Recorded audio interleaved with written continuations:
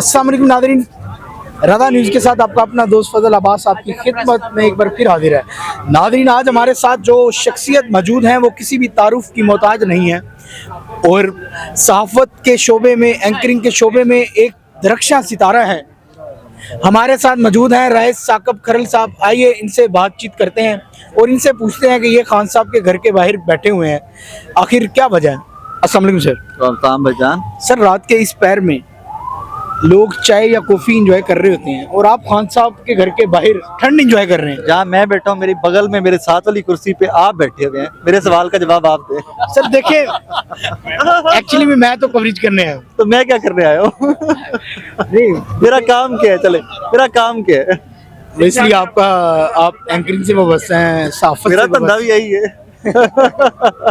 अच्छा सर, आपको क्या लगता है कि अच्छा, मैं अब आपको थोड़ा चले सीरियसली बता देता हूँ। मैं यहाँ पे इसलिए बैठता हूँ कि डिफरेंट कॉन्स्टिट्यूंसी से, डिफरेंट प्रोविंसेस से लोग आ रहे हैं यहाँ पे। उन सबसे मिलकर अब ये पूछे भाई से मैं क्या बात कर रहा था, आप कहाँ से आए हो, वहाँ पर किसकी वेव है। मैं यहाँ पर बैठ के अपना वो एक एनालिसिस कह लीजिए, सर्वे कह लीजिए कर रहा होता हूँ कि मुख्तलिफ हल्कों के लोग ऑब्जर्व कर रहा होता हूँ। एक हल्के मुख्तलिफ हैं, मुख्तलिफ कैंडिडेट्स साथ लोग लेके आते हैं। ऑब्वियसली अगर ये भाई खुरम साहब के साथ आए हैं, खुरम बिन गंडापुर के साथ आए हैं, अली अमीन के साथ आए हैं, किसी भी के साथ आए हैं, तो ये उन्हीं की बात करेंगे। बट ओवरऑल इंप्रेशन आपको मिल जाता है कि उस जिले की पॉलिटिक्स क्या कह रही है, अगले इलेक्शन में क्या होने जा रहा है। तो मैं ज़्यादा टाइम इसलिए भी यहाँ पर आकर बैठा होता हूँ कि डिफरेंट जिलों से लोग आते हैं, मिलते हैं, तो आपको इन्फॉर्मेशन मिलती है। खरल साहब ने तहलका खेज इंकशाफात किए हैं नादरीन उन तमाम एंकर्स के लिए जो समझते हैं कि इधर नहीं बैठना चाहिए। उन्होंने बताया कि आप लोगों की राय से आप मतलब एनालाइज कर सकते हैं, ऑब्जर्व कर सकते हैं कि वहाँ की जो सिचुएशन है, सूरत हाल पॉलिटिकल।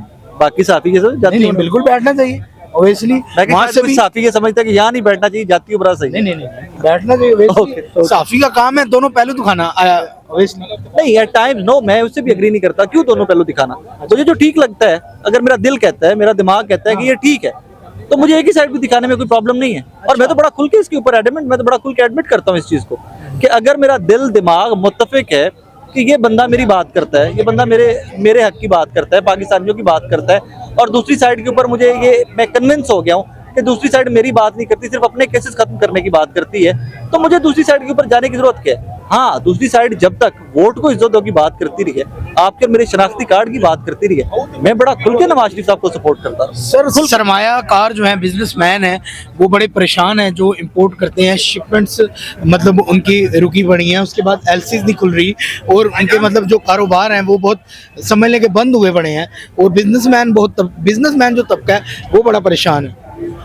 मिडिल क्लास तो हमारा हमेशा से, मिडिल क्लास जो लोअर क्लास है वो तो है ही। क्लास पे कहता हूँ मार देनी चाहिए थी, मिडिल क्लास को तो वैसे ही मार देना चाहिए। उसकी मैं वजह बताता हूँ आपको। शारिक कल हमारे साथ एक एहतजाज पे थे, हमने एक एहतजाज किया तो शारिक भी वहां पर थे। मिडिल क्लास वो क्लास है कि जो पिसती रहेगी, टैक्स देती रहेगी, बोलेगी नहीं। कोशिश ये होगी कि सुबह में टाई ला के जावा, बैंक की नौकरी करा, घर आवा, बेगम बच्चे को टाइम दिया, सौ जावा।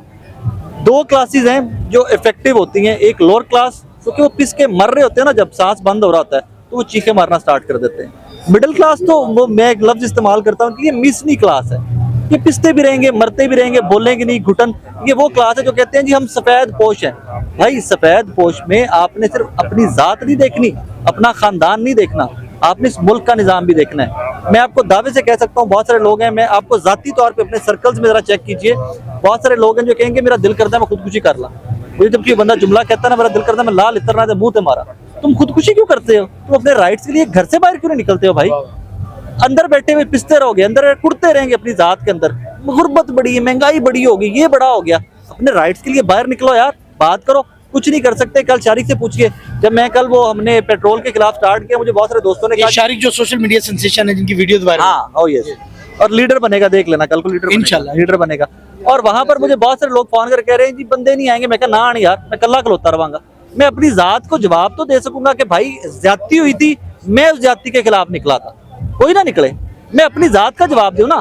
सबसे पहले आप अपने कॉन्शियस के जवाब दे होते हो। मैं अपने कॉन्शियस को जवाब दूंगा कि राय साकिब अकेला खड़ा हुआ था, भाई कोई निकले या ना निकले, एंड ऑफ द स्टोरी। इसी तरह वो जिस मिडिल क्लास की बात करते हो, प्रॉब्लम ये है कि हमारे मुल्क में 90% है, वो 95% है मिडिल क्लास, और सबसे शोधी और सबसे दबी हुई क्लास मिडिल क्लास है। चुप करके घरां 'च बैठे ने, बच्चों की ब्रेड ले आंदे ने, स्कूलों की फीस दिप जाती है, बस मरदे जिंदे जिंदगी गुजार रहे हैं, मर खप के आगे सर निकल गए। पेट्रोल की जो कीमत है वो आसमान को छू रही है और किराए बढ़ रहे हैं, लोगों की आमदन वही है और आमदन लोगों नहीं है, वो नहीं, आमदन वो नहीं है, कट लग रहे हैं।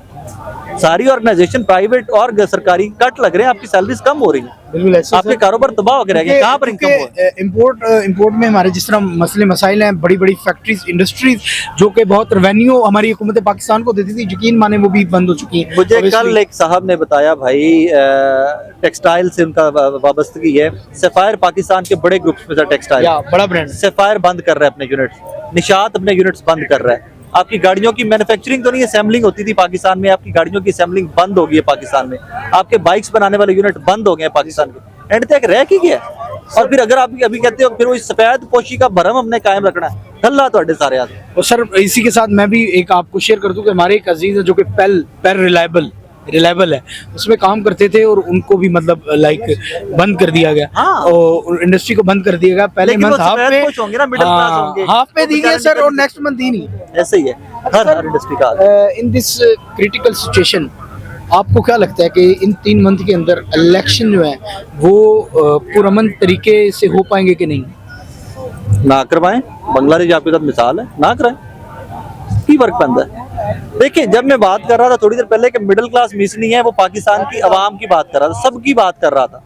जब आप इलेक्शन की बात करेंगे 90 दिन में इलेक्शन नहीं होंगे, जी ठीक है, आप उस पर बड़े दुख के साथ मुझे कहना पड़ता है कि बयानिया ये बनाया उन लोगों की तरफ से जा रहा है जिनको डिमांड करनी चाहिए थी कि 90 दिन के अंदर क्यों नहीं इलेक्शन हो रहे। आपने सारे 8, 10, 7 बजे की स्लॉट के ऊपर बैठकर एंकर कह रहे हैं मेरी खबरें ये हैं कि इलेक्शन नहीं हो रहे। भाई हमें खबरें नहीं दो कि इलेक्शन नहीं हो रहे, लान तान करो कि इलेक्शन क्यों नहीं हो रहे।